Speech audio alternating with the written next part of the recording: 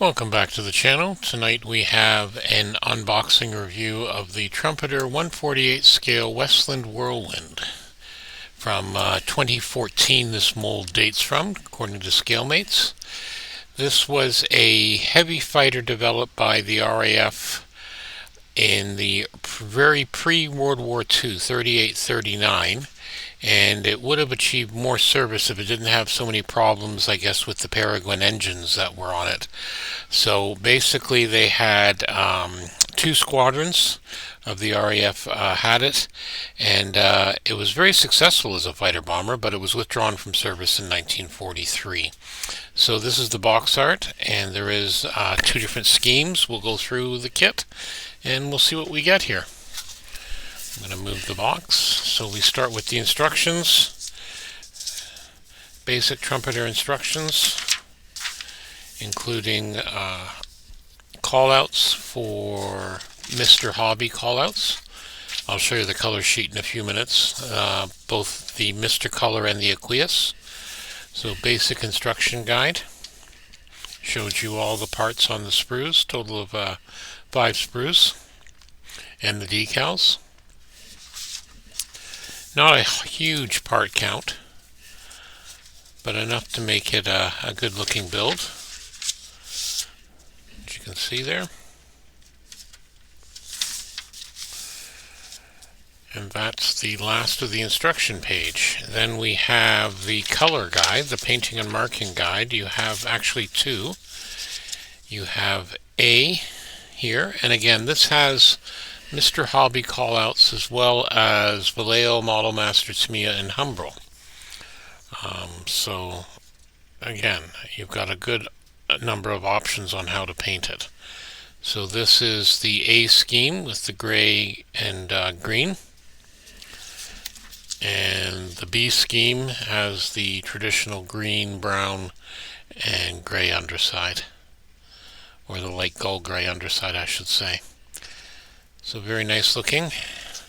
Here are the decals. Everything came in separate baggies, so including the decals. So I've already cut these open, so we'll unwrap these and we'll have a look together and see how they look.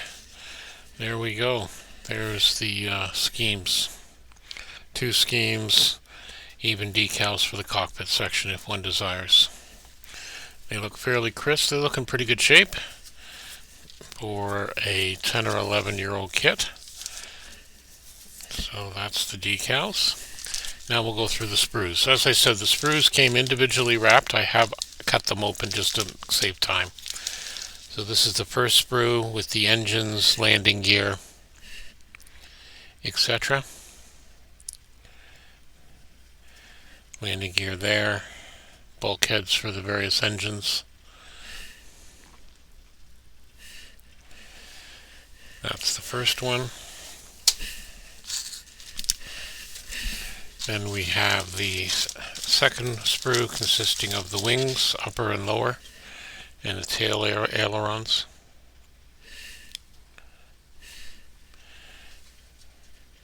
Very subtle molding. That's the underside.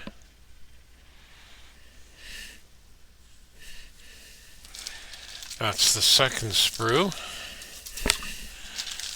The third sprue has your fuselage and other details, including the instrument panel, which looks like pretty good. You could detail that up, add some extra detail if you wanted to.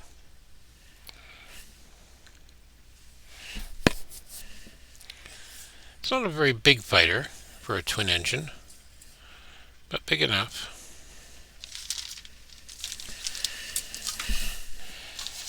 Then you have the fourth sprue, which is your engine, propellers, etc. Cowling, some additional details there. They look in very good shape, nice and crisp.